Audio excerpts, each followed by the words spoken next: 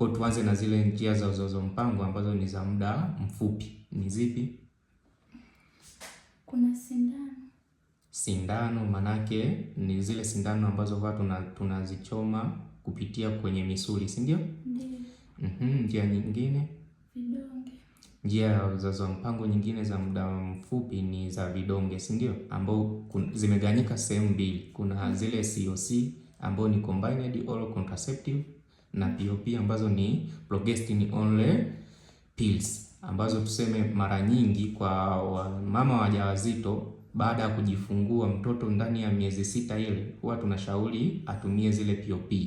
Zile COC huwa tushauri kwa sababu huwa zinafanyaje? Zinasababisha maziwa hayazalishwi vizuri. Njia nyingine ya uzazi wa mpango, muda mrefu, kuna kitanzi. Kuna kitanzi,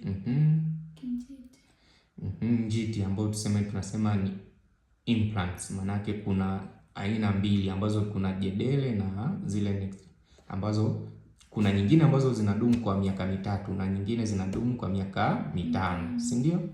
Njia nyingine ambazo ni condom. Kuna condom, si ndio?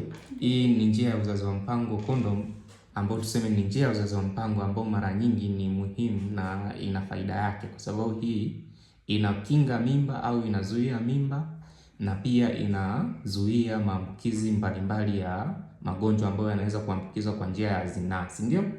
Kwa mfano ukimwi, kuna kaswende, gonolea, si ndio? Ndio uzuri wa njia ya uzazi wa mpango hii. Njia nyingine hizi za njia ya uzazi wa mpango za kudumu unazifahamu? Sizifahamu. Kuna hii njia nyingine tunaita ni njia ya kudumu ambayo tuseme tunafunga kizazi, kama unasikiaga, si ndio?